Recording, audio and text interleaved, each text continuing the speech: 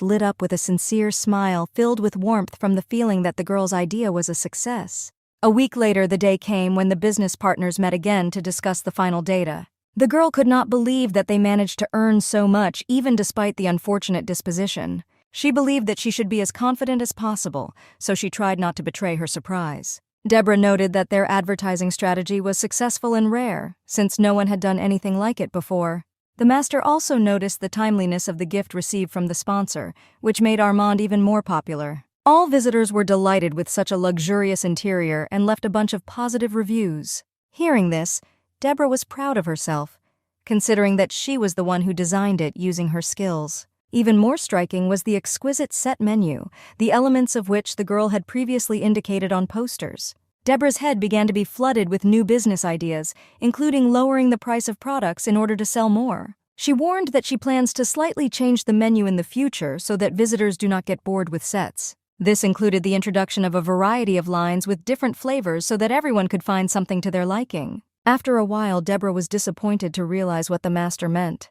The idea of sets became so popular that the girl burned with anger looking at the abundance of plagiarism. Erin modestly remarked that she hadn't noticed Armand's restaurant before, as she was busy with her own business. Deborah praised the girl for the successfully completed work in the library, thanks to which it became much easier to find books. Erin was very grateful that, thanks to her, she was hired for a permanent position. Deborah asked if she would mind drinking tea to celebrate her new position. Saddened by the plagiarism, Deborah realized that the master was right when he spoke about the short-lived nature of the set menu. Before she had time to take a couple of steps, she immediately came across plagiarism from a well-known restaurant by the fountain. Fortunately for her, people still noticed that the idea had been stolen from Armand and chose to go there. When she reached the main door of the stranger's cafe, Deborah solemnly invited her inside.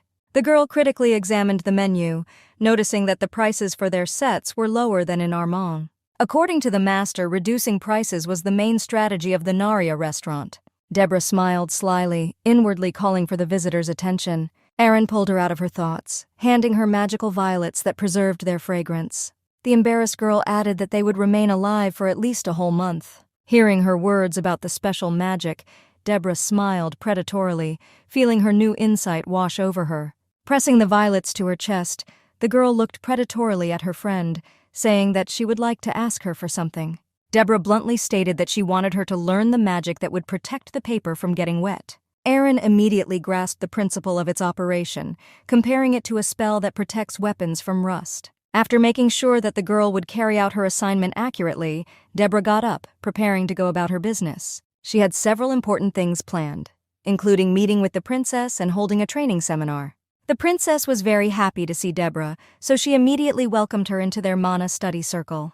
No sooner had the girl entered the princess's room than she immediately felt tension, looking at dozens of terrifying dolls. Distracted from them, the girl stared at an advertising poster showing an abundance of unknown smoothies. Deborah considered the drink to be her trump card, which she had never seen in anyone before. She knew that due to the cost of seasonal fruit, it was more profitable to sell smoothies than full-fledged desserts. Outraged by the huge queue, the ladies did not know that this was Deborah's brainchild, but still stood for half an hour waiting for a free seat. The princess did not have time to get completely angry, as bright, healthy cocktails were immediately brought to them. One of the girls was in seventh heaven after tasting her freshest cocktail. She was so impressed by the great taste that she could not restrain the delight expressed by the flow of words. With a smile, the group of friends began to exchange information about who had what taste. In the end, everyone was satisfied with such delicious drinks that delight the taste buds.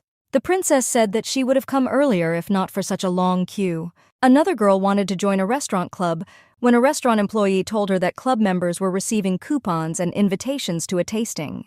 After a pause, the man gave a special card and a discount booklet to the new member of the club. The second girl did not have time to be surprised that she became the 77th, as she was immediately solemnly congratulated by all the workers. She was the first special winner, for which she was awarded a solid gold star and a nameplate. He also told them to open their booklets, where he gave them 2 stamps for the smoothies they ordered. Surprised by this feature, visitors immediately wanted to join the club and place an order. The girl knew that such promotions increased the likelihood that the client will come again. As if to confirm Deborah's thoughts, the winner happily exclaimed that she would come here again tomorrow. Meanwhile, the academy has again held an event to select a student who will get to the stand of the best. This time, the members of the academy had to choose between Deborah Seymour and Mia Benotia. The dean of the university expressed his opinion that Deborah's abilities are enough to win. He argued that she had written incredible articles on magical theory and had gone beyond the school curriculum. Another professor spoke in favor of Mia, saying that magicians like her can be counted on the fingers of one hand. He went on to talk about how she works tirelessly for the goddess Neela and also inspires many people. Unlike her, Deborah is unable to control her mana, so appointing her as a headman, in his opinion, is the height of stupidity. The Duke clearly disagreed, given that Deborah had made a great contribution to science even without manipulating mana. Their skirmish was interrupted by a respected woman in professorial circles who wanted to express her opinion. Jean-Paul Louis is the former director of the academy and therefore is closely acquainted with the most noble families. She suddenly pulled out a strange book called the Seymour Library card. She said that she had recently visited the Seymour family library, whose classification system impressed her greatly. Everyone ran in surprise, wanting to understand how the system invented by the girl works. The woman said that she would like to introduce her to the library of the academy, given the significance of this innovation. The professor, who had previously condemned Deborah, was surprised to learn that it was she who created all this. The director grinned proudly, thinking again that she never ceased to amaze him. Meanwhile, Deborah continued to pound the soft pillow with unprecedented delight. She couldn't contain her joy as she looked at the Armand sales statistics report, showing strong demand for smoothies. Things were going uphill, pleasing with the doubled income from the patent, which brought Deborah a lot of money. Most recently, she introduced a new formula at a seminar and raised the user fee. The girl almost cried with happiness when she realized that her patent would be valid for another 15 years. Her attention was suddenly attracted by a letter lying on the bedside table, distinguished by its inconspicuousness. Her face instantly twisted in surprise when she learned that she had been elected head of the academy. The girl came to the conclusion that the character of the student is absolutely not important for the academy, but only his abilities. Even more pleased with this status, Deborah was pleased with a scholarship of 10,000 gold coins. A déjà vu arose in her head due to the fact that, according to the plot, Mia Benotia got a place instead of her thanks to her strength. After that, she donated the scholarship she received at the academy to an orphanage, which only increased her reputation. In any case, the girl was not worried about Mia, knowing that she would live well anyway. Deborah suddenly jumped out of bed, feeling a new idea in her head. After some time, she was already sitting in the master's office in order to share her sudden business idea. The master's eyes widened in surprise as she handed him a sheet describing her idea to create a foundation. She was sure that if she created a fund for children and made constant donations, everyone would think well of Armand. He asked her again if she really wanted to donate the scholarship in full. Deborah was prudent and said that it was so, because reputation is very important when promoting an institution. She believed that in the future it would be a good idea to create an Armand scholarship fund and attract good specialists.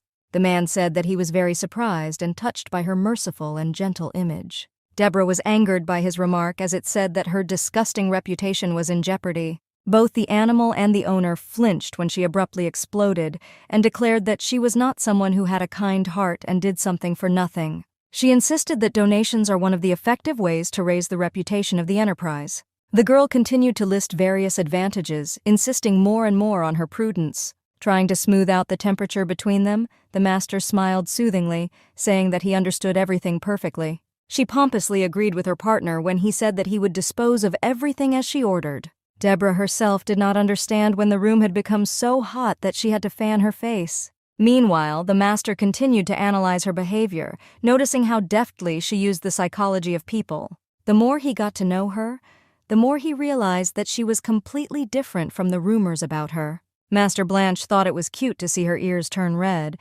but he broke off as he realized what he was thinking. Deborah returned his attention to herself, stating that after all the work they had done, it was time for them to move on to the second stage. Mentioning the nearest jousting tournament, she said that although the path would be difficult, she knew one person who could help.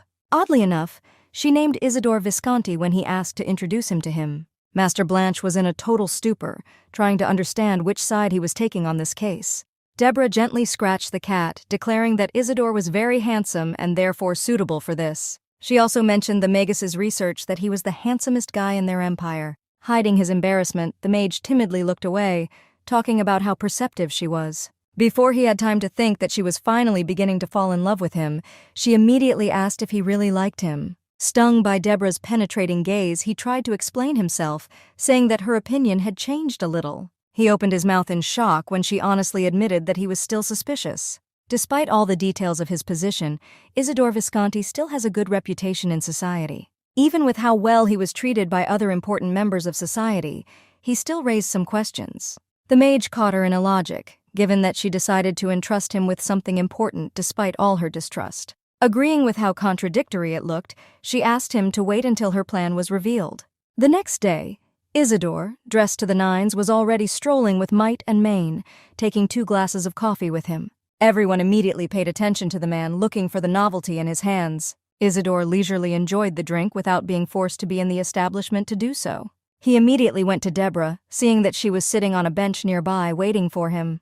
The man smiled and handed her the drink she had previously asked him to buy. Admiring the magnificent glass, Deborah sincerely thanked him for this peach smoothie. Finally, she got up from her seat, responding to his suggestion to take a walk together. Everyone around them tried to understand for a long time that it was in their hands, since no one knew about the existence of such glasses. The others openly admired the atypical couple of 2 young men drinking from disposable cups. Isidore also did not miss the opportunity to boast about this innovation on his page, delighting fans. The girl smiled at the glass that Aaron had invented at her request. It was only thanks to this talented girl that they were able to quickly start a takeaway business, receiving many cups in no time. The girl thought about it, remembering how she had almost forced Isidore to buy these drinks in order to walk with her. To her surprise, the guy felt her gaze on him and turned, initiating eye contact. Isidore smiled gently, not wanting to take his eyes off his beautiful companion. This definitely had an effect on Deborah, who instantly blushed as she felt awkward. Before she had time to convince herself that Isidore could not be interested in her, he approached again, interested in what she was thinking so much. Trying to dispel his magical spell, she said that she had been thinking about the menu for the evening. Casually discussing taste preferences, Isidore invited her to sit down for a while to rest. The girl felt how the politeness shown by the man gradually made her tremble. He suddenly asked her if she was going to go to an upcoming tournament where he was going to participate. Deborah was pretty surprised, since in the novel he did not take part in the tournament, which caused her confusion. She tried to restore the approximate chronology, realizing that she was at the moment of the limit of bullying Mia. What followed was that Philip tried to comfort her with various gifts. Inside, he continued to rely on her to rely on him and couldn't serve as a good shield for her. Although Mia thanked him verbally, she still kept her heart closed until a hero was found who took advantage of it. According to the master's investigation, Isidore was an excellent knight, which indicated his appearance at the tournament. She was surprised that despite such abilities, he still did not attend the tournament and did not take part. Seeing the sadness in his eyes, the girl wished him good luck in the competition and expressed confidence that he would cope with everything. Hearing such flattering praise, Isidore beamed, saying that she should support him on the tournament field by giving him her handkerchief. At a knightly tournament, ladies hand their handkerchief to the knight they support, which has become a kind of tradition. Considering this a payment for her help in a PR campaign, the girl handed him her burgundy scarf. He brought it to his heart and, smiling, assured him that now he would definitely be able to win thanks to her. As soon as Isidore got home, he was immediately greeted by Miguel, amazed by his decision. He clearly didn't understand why he would agree to this, given how much he had always hated such tournaments. In his mind, the man thought that based on the investigation, Deborah loves jousting tournaments, and therefore may also want to give her handkerchief to a knight. Isidore was suddenly covered with sweat from the realization that his pride would suffer if someone incomprehensible got it. As expected, the appearance of the man caused an undeniable furor, as a result of which everyone walked around with glasses. On the one hand, Deborah considered this imitation pathetic, but, on the other hand, she understood that it helped her business. Her gaze suddenly fell on 2 passing friends, similarly using the new product. After analyzing the situation and making a conclusion, the girl decided to return back to the mansion. Aaron was already waiting for her there, working hard at the magic machine in the process of creating new tools. Noting that since Deborah had given her this laboratory, she would definitely create a revolutionary method for making cups. Deborah's attention was caught by a small box studded with various objects, including a handkerchief. Aaron hastily admitted that she had made the handkerchief herself and picked it up with her hands, intending to present it to Deborah. Bowing, the girl handed her a new handkerchief, created with her own hands especially for her. Deborah was shocked to realize that it acts like a real cold compress that can be used in the heat. She said with a smile that she would use it and immediately applied a pleasant product to her face. When asked that the Knights would like such a remedy, Arin admitted that she did not have someone she was rooting for. She also asked a counter-question, which immediately made her interlocutor think about her last conversation with Visconti. Deborah understood that in her case, only support, not faith, was possible, since the winner was already predetermined. Finally, the very day of the nightly tournament came, causing a slight feeling of anticipation in everyone. Everyone was watching the first match in the middle of the arena. Today's knockout matches were so popular that it was impossible to get tickets for them. The Seymour family was not particularly enthusiastic about what was happening, exchanging negative comments about the noise. The girl felt the sun so much that she was not even able to meet Belek and her father in conversation. At that moment, she realized that the real winner was Enrique, who could not appear here due to his age. Deborah remembered the magical contraption given to her by the girl at the right time. Before she had time to enjoy the coolness, she immediately turned her attention to her father, who was dying of heat. She kindly handed him her magic handkerchief, wanting to allow him to appreciate her gift for a while. The girl also mentioned Irene as the one who brilliantly created this excellent object. George agreed with Deborah's opinion of the new employee, adding that she seemed inventive even then. Like everyone else, Belek was shocked to hear an unnatural sound from outside. It turned out to be the solemn wheezing of the microphone, announcing the arrival of the real Diero Orgo. All the girls instantly babbled in love when they saw their idol on stage. To their regret, he ignored them and went towards Mia, who was handing him a handkerchief. He was immensely happy, feeling the light touch of the delicate fabric on the glove. Everyone around was pleasantly surprised to see the new pair formed. Deborah sadly remarked that the events were developing in accordance with the original plot, which indicated that Isidore had lost. Like the girl, Isidore put on his armor thoughtfully, looking at his hands with sadness. Diero belligerently raised the gun up, demonstrating his handkerchief as an indicator of his future victory. Putting on a dazzling smile, Mia said that she would look forward to it. An episode of their first meeting in the corridor immediately arose in her head, where he had already asked her to give her a handkerchief. To his regret, Mia was forced to refuse him, citing the fact that she now has no other handkerchiefs than the bloody one. The girl timidly looked down, saying that all this time she had been wiping away the patient's blood. The man smiled with hope in his eyes when she promised to carry out this procedure right at the tournament. No sooner had he left Mia for training than she took a clean handkerchief out of her pocket. Now she was looking at the podium with a smile, knowing that the handkerchief should be enough to start talking about her. Gary was already fighting with his opponent, wanting to bring the prize to the girl as quickly as possible. As expected, she knew that he would win, so she didn't feel too bored about it. She was attentive and asked her father about his well-being, obtaining a new compliment for the handkerchief. Belek was beside himself with surprise when his father accidentally mentioned that Deborah had won first place in the academy. They both looked negatively at the guy when he said that the academy was now a complete mess. When asked by her father why she didn't brag about it, Deborah replied that she was just very lucky. Belek began to shake with envy when he witnessed how the previously harsh father encouraged his daughter in every possible way. Seeing George bark at his brother, Deborah only stuck out her tongue mockingly. Their skirmish was instantly stopped by the shouts of fans who saw the new knight. It turned out to be none other than Isidore Visconti, imposingly walking around the podium. All the girls were crazy about how masculine he looked, and therefore they could not help but ask to take the handkerchief from them. As if ignoring all their exclamations, he glanced at Deborah, catching her with his eyes. The girl's cheeks burned with embarrassment as Isidore almost burned her with his interested gaze. Finally, he showed off his raised hand, adorned with Deborah's handkerchief. At the sight of this gesture, the girl's heart completely stopped, burning with pleasant excitement. Finally, the sound of a trumpet was heard, indicating the beginning of the tournament. The participants instantly rushed at each other until one knocked the other down, knocking out his weapon. Everyone gasped in surprise, trying to figure out who had emerged victorious from this fight. The next thing they immediately saw was a smiling Isidore, exulting at his victory. Deborah covered her mouth in admiration, shocked at how cool he was. Secretly trying to catch his breath, the man took off his helmet, showing everyone his perspiring face. Deborah bit her finger tensely when she heard the host say that Giora had a worthy competitor. At this time, all the audience was already betting on one of the candidates, which the girl herself gradually began to think about. She thought hard as she tried to make a decision as to whether or not she should participate. Finally, she decided to make a bet and handed the man a bag of coins. She immediately stated that she intends to bet on the one she considers the winner. The host solemnly announced that they would have a short break, after which they would continue the competition. The Seymour family was clearly not happy with the sight, given his father's tired look and Belek's sleepy mood.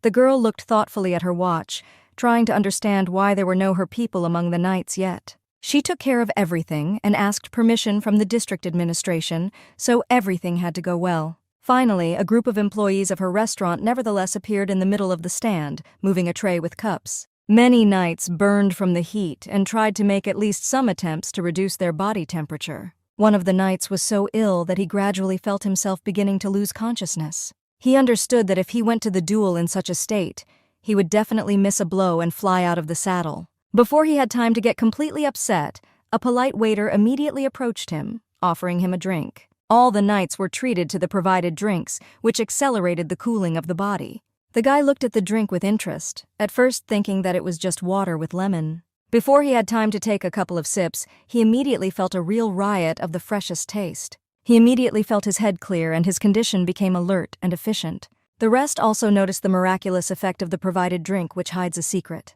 The rest time came to an end, after which the knight was forced to go to the battlefield. On the podium, the skillful, handsome Isidore Visconti and Eric Serig, a member of the Order of the Blue Knights, were already fighting with might and main. No sooner had he struck than he was knocked to the ground with one precise movement of his weapon. The host instantly announced Visconti as the winner, which did not surprise the crowd much. Deborah covered her mouth in surprise when she learned that he was making it to the final. Miguel, who was nearby, suggested that he go to the waiting room. No sooner had the knight dismounted than he was immediately surrounded by a waiter offering him a drink. Meanwhile, the audience also gradually fueled their interest in what they all drink there. One of the girls suggested that it was a smoothie, given that it was Armand. Deborah mentally called their answer wrong, as it turned out to be a special isotonic drink. If a person sweats intensely due to prolonged exertion, not only the water, but also the electrolyte balance is disturbed. Thus, the isotonic drink helps restore electrolytes and is better absorbed.